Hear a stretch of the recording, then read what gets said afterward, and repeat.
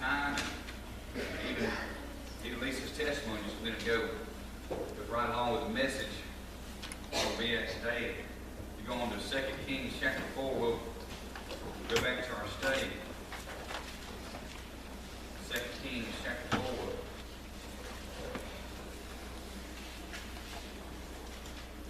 I would too pray for Leah. She's actually in office in the back. She's sick this morning. Realized how sick she was, so we got about halfway here from Florida. So I'll pray for her.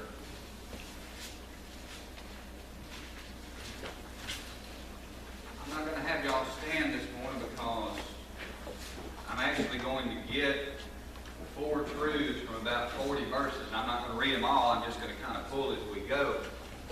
But I want to preach this morning on the purpose of God. The purpose of God. And how many people have ever asked themselves that why question? Oh, you too. Why, Lord? Why is this happening to me? Why are you allowing this to happen? Why is this going on? I don't know about you, but I found myself asking that question a lot more as of late than probably I ever have in my life. God, why? And it's like Brother Beerfield says, I don't think God has too much of a problem with that, asking why. But I've been struggling. You know, I try to find purpose for everything. I try to look for God in everything. And I've been thinking about this word, purpose. And I just got to looking at that word in the Bible, and I found that every single time the word purpose is tied to God, it's always singular. It never says the purposes of God. It always says the purpose of God. He's got one purpose. Isn't that something? And a good example of that goes right along with the message today, of course, Romans 8:28. And we know that all things work together for good to them that love God, to them that are the called according to His purpose. Singular. He's got one purpose. Now I'm sure that within that one purpose, He has lots of smaller purposes, but they're all serving that one bigger purpose. Well, what is that purpose? Well, that purpose is found, and this is what I preached out at this point in Revelation 4, verse 11. It says, Thou art worthy, O Lord, to receive glory and honor and power, for Thou hast created all things, and for Thy pleasure they are and were created. We were created to bring honor and glory to God. We were created to please our Creator. I know that probably doesn't sound too popular. That's probably not the top 10 things on our to-do list. That's probably not on a lot of people's bucket list. I want to please God before I die. But that's what we're here for. That's His purpose. And so when I go through this message, when I talk about the purpose, that's what I'm talking about. I'm talking about pleasing God. And can I say, and we're going to get into this, He's got a specific purpose for you. And we're going to use the life of this Shunammite woman to show these truths. Here in 2 Kings 4, and we'll be in 2 Kings 8 here in a little bit. But I'll just catch you up on the story to show you where we're at. But there's a Shunammite woman, and she would notice that Elisha would pass through their town quite often on his way to Mount Carmel. So she tells her husband, you know, we ought to have over to eat sometime. So they start feeding him, and she says, you know, we need to make a chamber for him. We need to get a bed and a table and a stool, and then when he comes through here, we can just house him. We can take care of him. And that's actually, this passage right here is where we get that term prophet's chamber from. You know, we talk about the prophet's chamber we built downstairs. That's where we get this from. It's biblical.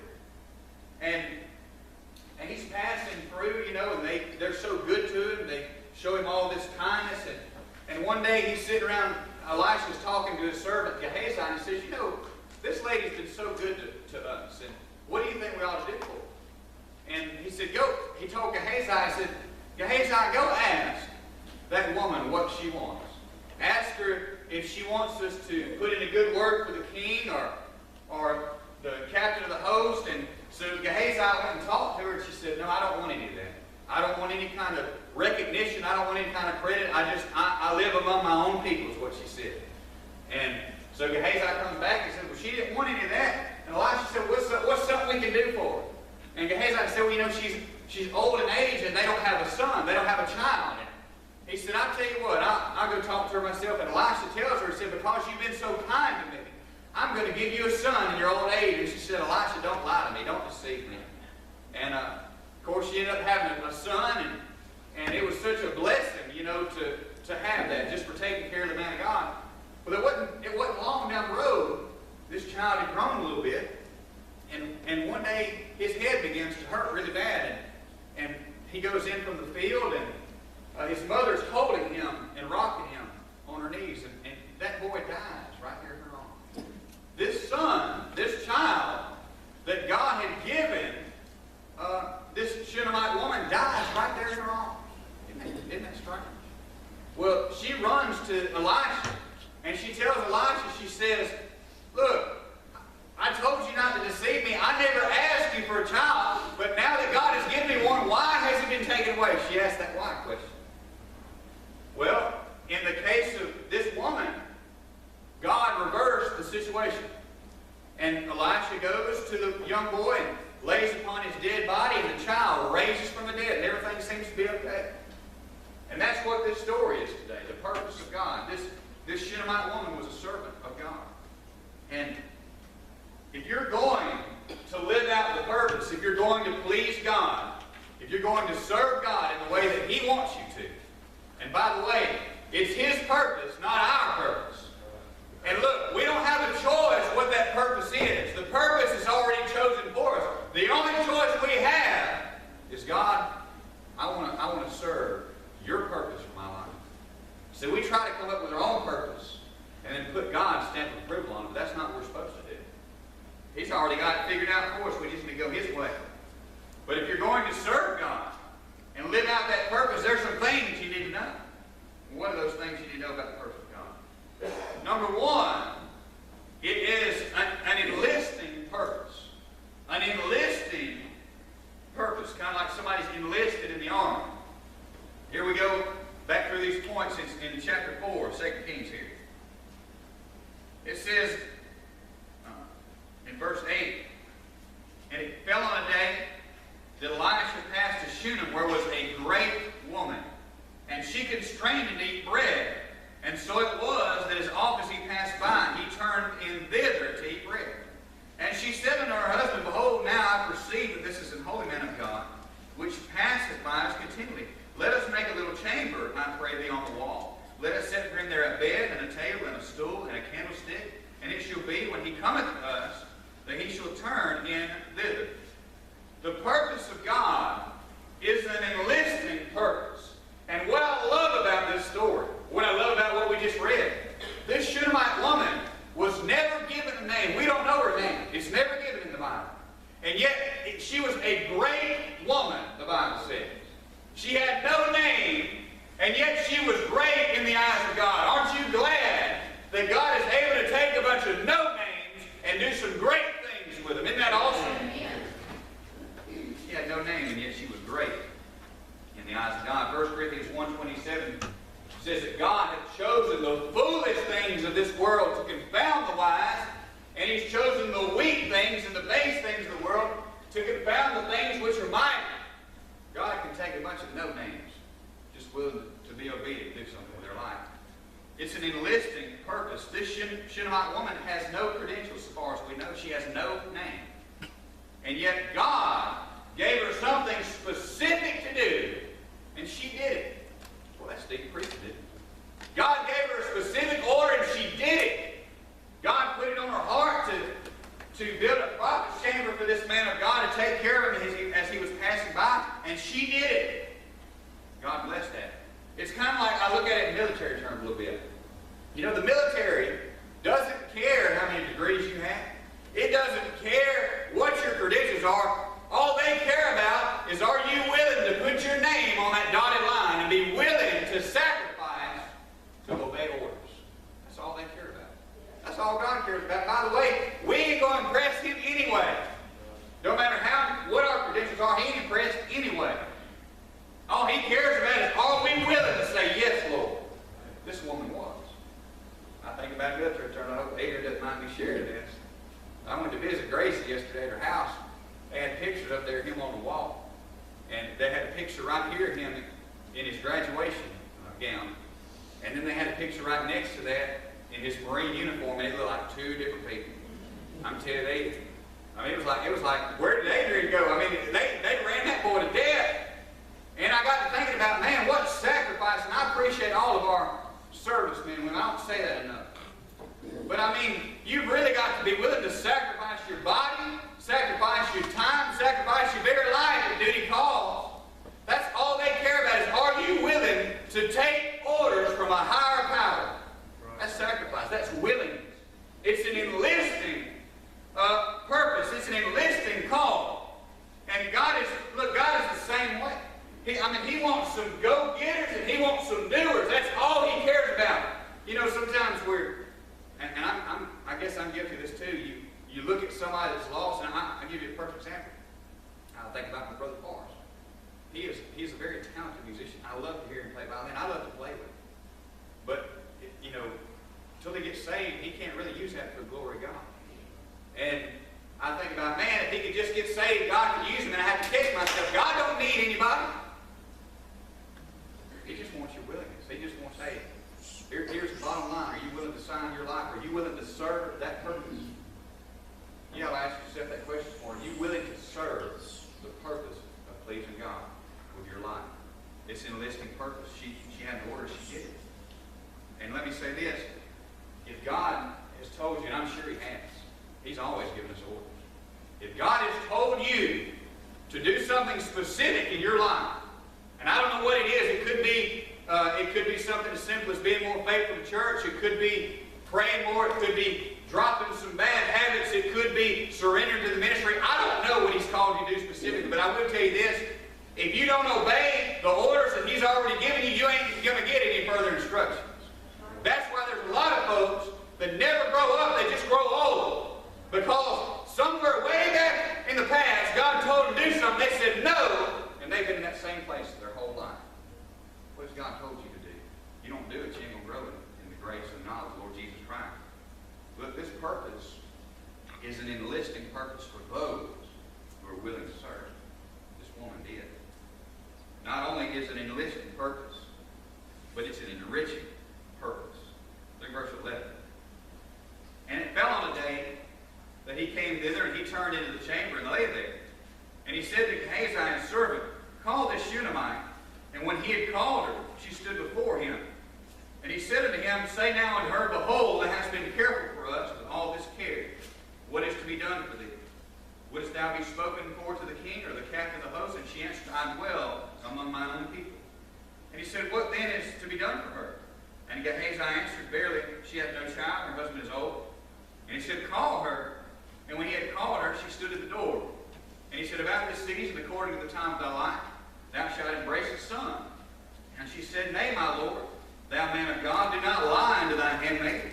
And the woman conceived and bare a son at that season that Elijah had said unto her, according to the time of her life. It's an enriching purpose. I said it last week. It pays to serve God. Here, this woman's taking care of the man of God. Now, God has given her a son that she never would have had in her old age. It's an enriching purpose. Proverbs 10 verse 22 says, the blessing of the Lord, it maketh rich, and He addeth no sorrow with it. It pays to serve God. We were created to please God, and if we're not doing that, we're flunking out on life. We are of all men most miserable because we're not doing what we were created to do. And I used this example a few weeks ago when I taught the youth. I preached the sermon I preached this morning at church. What on earth are we doing here? And there's an example I like to use because it paints a picture for me about this principle, doing what you're created to do. But I have a friend that I grew up with, and he bought him a bloodhound one day. And I love those dogs. They're beautiful dogs. But my friend had tried to turn this bloodhound into a house dog. He had him inside the house, you know, and about, a few months later, I came back by the house, and the dog went there. I said, where'd your bloodhound go? I said, man, I got rid of it. I said, why?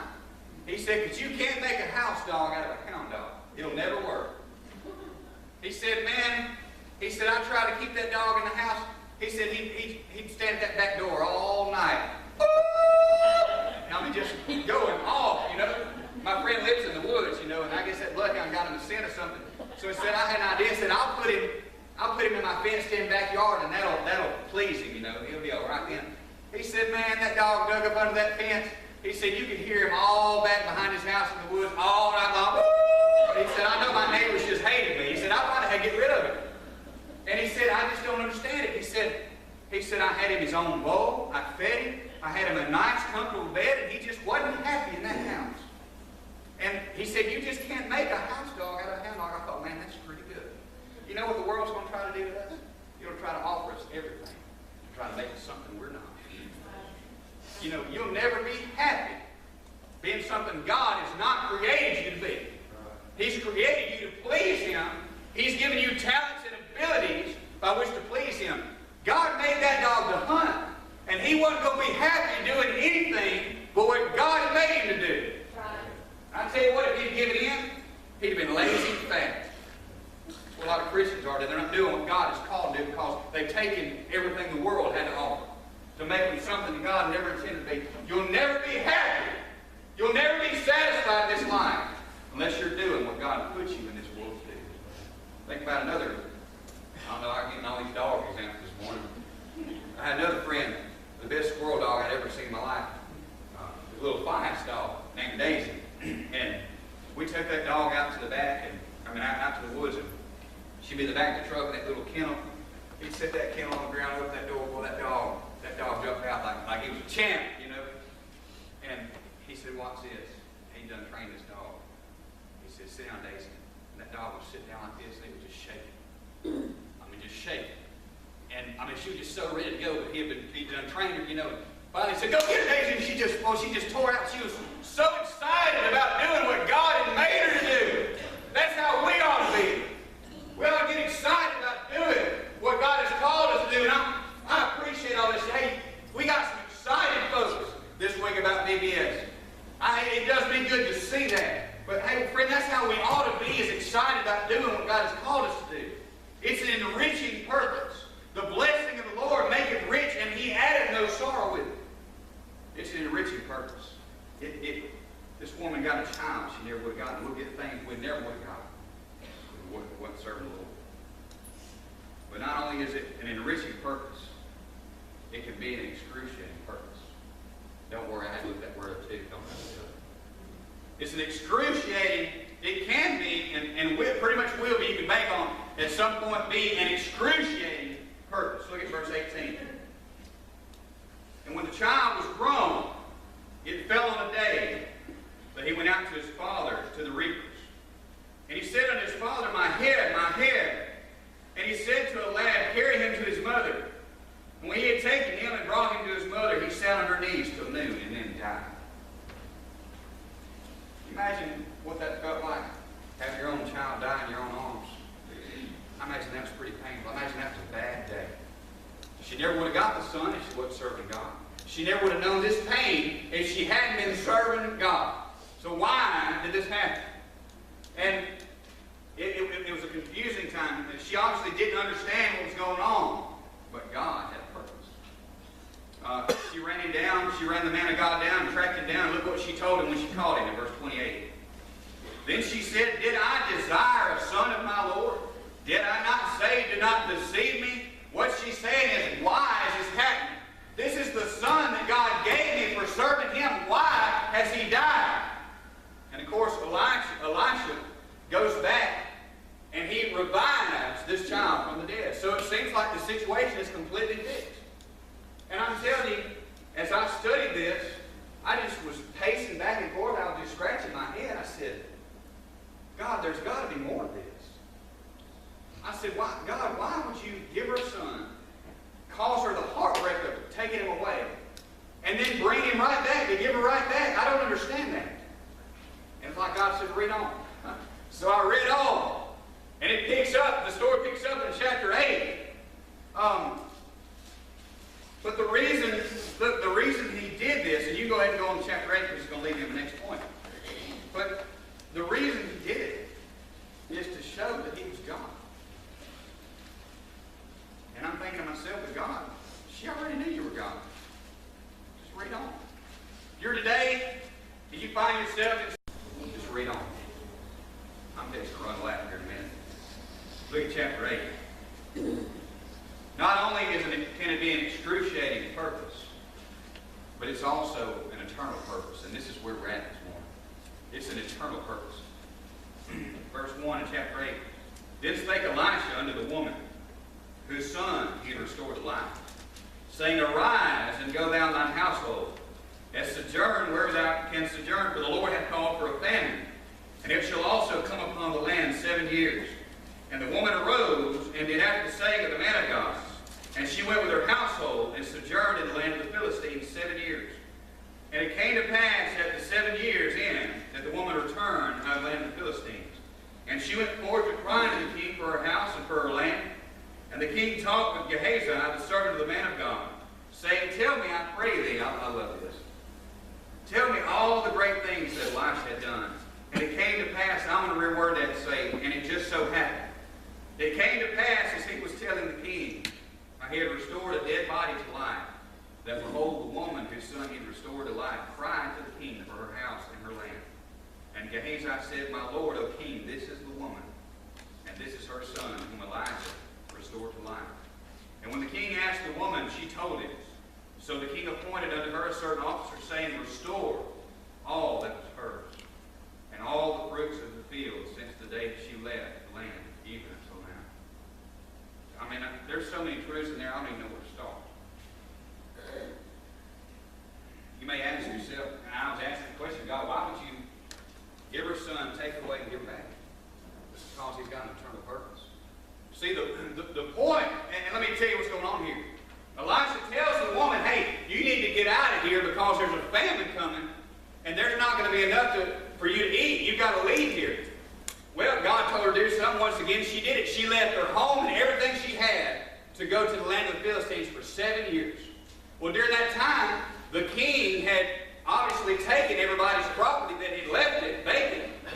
So she goes back 7 years later to beg the king for her property, which never would have happened by the way. By the way, this is that same wicked king Jehoram we preached about a couple of weeks ago that didn't even ask God what to do when he got himself in a mess, blamed God for it. Remember that? This is that same king. And it just so happens that right before this lady walks in 7 years later to the king's court, that Gehazi, Elisha's servant, is talking with his king. And the king says, you know, Gehazi, tell me about all the great things that Elisha has done.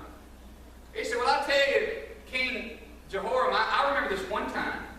Man, this lady, she had a child die right there in her arms. And she came and got Elisha, and Elijah laid over the top of that boy, and he came back from the dead. And the king said, man, that's amazing. About that time, that woman walks in, and Gehazi said, hey, king, hey, that's her right there. That's the son. That's the one that was raised from the dead. And the king stands up and says, tell me, woman, about what he just said. She tells him the story. He says, officer, come here. You see this lady? I want you to make sure that she gets her house back. I want you to make sure she gets her land back. And I want you to give her 7 years back wages for every year she was gone. He restored everything unto her because of that pain and misery she had suffered before. Now listen to this, y'all. He allowed her to go through that misery. Not so God could show her that he was God. She already knew that. He allowed her to go through all that suffering so that the world would know he was God. Here's this wicked king hearing about this, and now he's seeing it with his own eyes. That misery came to show the world that he was God. Show this king that he was God. And he'll allow us to go through some things. He'll allow us, as Christians, even serving God, to go through some trying times, that when God restores everything, the world will see and know that he's God. That's his eternal purpose. And, you know, I look at this thing with Brother Ronnie, and it certainly does not seem like it now. But if God didn't do anything else, when we all get to heaven, and those two little nurses that got led to the Lord are standing there by his side, and they're not in hell, even at that point, I can promise you he'll say every bit of it was worth it. God has an eternal purpose. We can't see the big picture, but he can. And that's what true faith is when we're serving him, we're walking that purpose, we're fulfilling that purpose for our life. We can't see it, it's hurting us, but we're just trusting in him that he knows what's best. Amen. And I want you to close with this thought.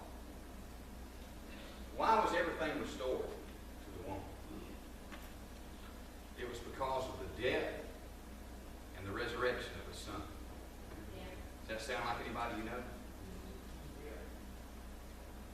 Everything was restored to her because of the death and the resurrection of His Son. And can I tell you, friend, no matter what you go through in this life, I can promise you there's coming a day where the King is going to restore everything. Amen. He's going to wipe every tear from our eye because of the death and the resurrection of His Son. Everything is going to be restored. Everything is going to be made new. Every tear is going to be wiped away from our eye. And we'll stand before a holy God and we'll be able to say, you were right, God. You were right all along. You knew what was best. You were just. You were righteous. And you're worthy to be praised. We'll never look back and say, God, you were wrong. God, you didn't know what you were doing. It ain't going to happen, my friend. He's going to restore everything. And so, the choice we face today is, are we going to go on? We're going to keep on keeping on? Or are we going to be governed by our feelings? His purpose is not an easy one, but it is a fulfilling one. Maybe you just need some help this morning. Maybe you say, God, I just need to trust you because He has an eternal purpose. He's got a plan. One day everything will be restored. Where are you at today? Are you saved today? Have you given your life to Him? Are you serving that purpose for your life? Because that's the only thing that's going to matter to you. Did you sing it?